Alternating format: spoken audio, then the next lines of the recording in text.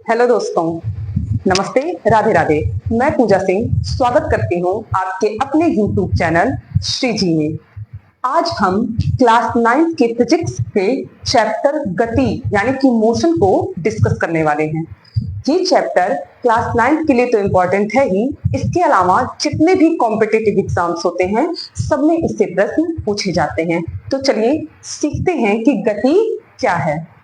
आज हम जो टॉपिक डिस्कस करने वाले हैं उसमें गति, विराम एवं गति अवस्था। इसी के अंतर्गत दो टॉपिक हैं, विरामावस्था, गति अवस्था, और अगला टॉपिक हमारा होगा गति की सापेक्षता। इन चार टॉपिक्स को आज हम सीखेंगे।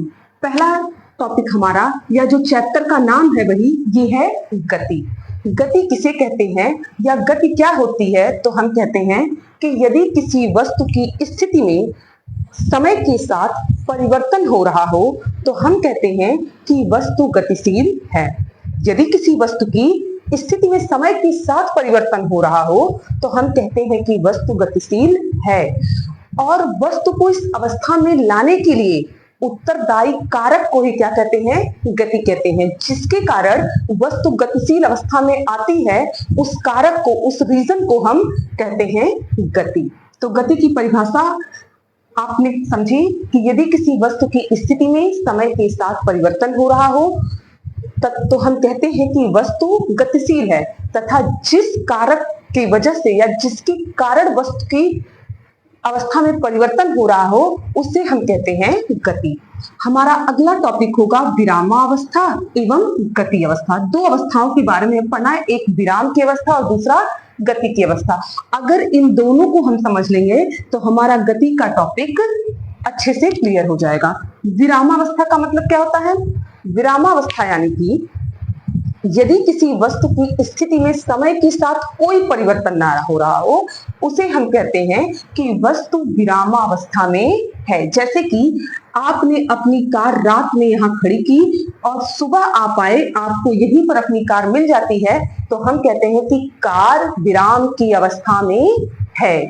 अगर आपने कार यहाँ स्टार्ट करके खड़ी की और सुबह आप आएंगे तो आपको कार यहाँ नहीं मिलेगी, कहीं और क्या पता मिले ही नहीं आपको आपकी कार। ये आप कहेंगे कि वस्तु किस अवस्था में है? गति की अवस्था में, यानी कि वो गति करके कहीं चली गई।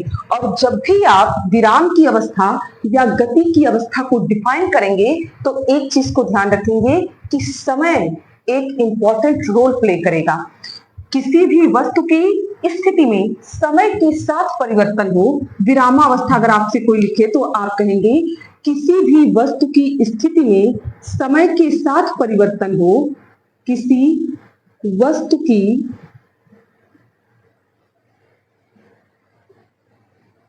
स्थिति में समय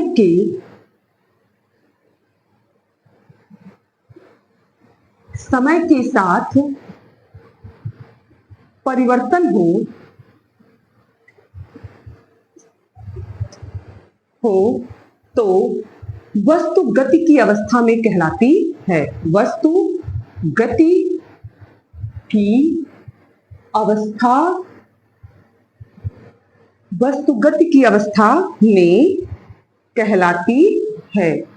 इसी के ठीक विपरीत हम कहते हैं यदि किसी वस्तु की स्थिति में समय के साथ कोई परिवर्तन ना हो तो वस्तु विराम की अवस्था में कहलाती है। अब आप एक चीज को ध्यान रखिएगा कि समय होना बहुत जरूरी है, क्योंकि अगर मैं यहाँ खड़ी हूँ, एक सेकंड भी समय लिया तो मैं यही खड़ी हूँ, ये विराम अवस्था है। लेकिन अगर मैं यहाँ से यहाँ हिलती हूँ तो बहुत कम समय, एक सेकंड का अगर 100वां भाग भी होगा फिर भी कुछ ना कुछ समय लगा है, तो हम कहेंगे कि हम किस अवस्था में है? गति की अवस्था में। इसके कई सारे उदाहरण आप जानते हैं, जैसे पेड़ हो गए, घर हो गया, ये सब विराम की अवस्था। ये सब बचपन में भी वही थे और आज कई साल बाद भी आपको वही देखने के लिए मिलते हैं।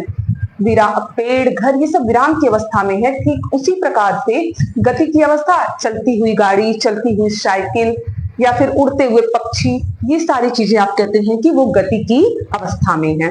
1-2 सेकंड का समय लेकर उसकी पोजीशन चेंज हो, आपने अभी यहाँ देखा, कुछ समय बाद आप कहीं और देखेंगे तो आप कहेंगे कि वो गति की अवस्था है। अगली चीज आपको समझनी है, गति की सापेक्षता। गति की सापेक्षता क्या होता है? आप कहेंगे कि गति एक सापेक्षिक पद है। गति एक सापेक्षिक पद है। गति एक सापेक्षिक पद है। गति एक सापेक्षिक पद है का मतलब क्या है? गति के लिए सापेक्षता कैसे सिद्ध होती है? जैसे आप किसके कंपेयर करना, किसके कंपैरिजन में आप चल रहे हैं या रुके हुए हैं। जैसे ट्रेन चल रही है, किसके कंपेयर में? रेलवे स्टेशन पे आप खड़े हैं तो आपको लगेगा ट्रेन चल रही है, लेकिन अगर आप ट्रेन में बैठ जाते हैं और आपके सामने वाला यात्री भी बैठा है तो आप दोनों एक दूसरे को विरामावस्था में देखेंगे। इस तरह से हम कह सकते हैं कि गति के लिए एक ही साथ कोई भी व्यक्ति विराम अवस्था में भी हो सकता है और गति अवस्था में भी। जैसे आप और आपके पड़ोसी, आप दोनों एक ही ट्रेन से यात्रा कर रहे हैं। ट्रेन से यात्रा कर रहे हैं क्योंकि आप दोनों आमने सामने बैठे हैं तो आप दोनों विराम की अवस्था में होंगे, लेकिन जो व्यक्ति प्लेटफॉर्म पे खड़े होंगे उनके लिए आप गति की अवस्था में होंगे। तो एक ही समय में आप विराम की अवस्था में भी हो सकते हैं और गति की अवस्था में भी हो सकते हैं। ये कहलाती है गति की सापेक्षता। किसके सापेक्ष? एक व्यक्ति विराम है तो दूसरा व्यक्ति गति कर रहा होगा। पेड़ अगर खड़े हैं और ट्रेन चल रही है तो जो पेड़ के पास खड़ा होगा उसको लगेगा कि ट्रेन में बैठा व्यक्ति गति कर रहा है। तो हमने 4 टॉपिक्स को देखा। पहला हमारा गति, विराम एवं गति की अवस्था, गति की सापेक्षता। मैं एक बार सबको समराइज करती हूँ।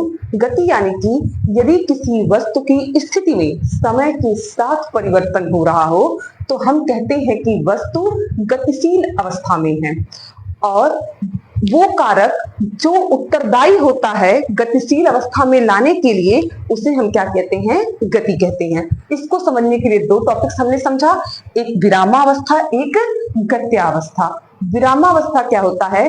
जैसे मैं यहाँ खड़ी हूँ, 1 सेकंड बाद भी यहीं खड़ी रहूं, 5 मिनट बाद भी यहीं खड़ी रहूं, तो आप कहेंगे कि मैं विराम की अवस्था में हूं। जैसे आप अगर अपने घर पे टेबल रख के जाते हैं किसी कोने में तो अगली सुबह टेबल आपको वहीं मिलता है। टेबल खुद से घूम घूम के घर के किसी कोने में नहीं दिखता है, तो आप कहते हैं कि टेबल विराम की अवस्था में है।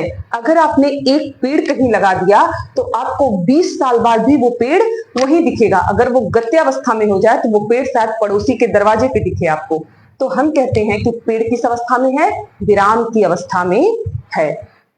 यदि किसी वस्तु की स्थिति में समय के साथ कोई बदलाव ना हो तो वो विरामावस्था, और यदि बहुत सिंपल है, और यदि किसी वस्तु की स्थिति में समय के साथ परिवर्तन हो रहा हो, पहले वस्तु यहाँ खड़ी थी, 1 सेकंड बाद वस्तु यहाँ खड़ी है, अब वस्तु यहाँ खड़ी है, 1 मिनट बाद वस्तु यहाँ खड़ी है, या कोई भी यहाँ है, तो आप कहेंगे कि वस्तु लगातार गति कर रही है या गति की अवस्था में है। अगला हमने समझा गति की सापेक्षता। सापेक्ष का मतलब क्या होता है?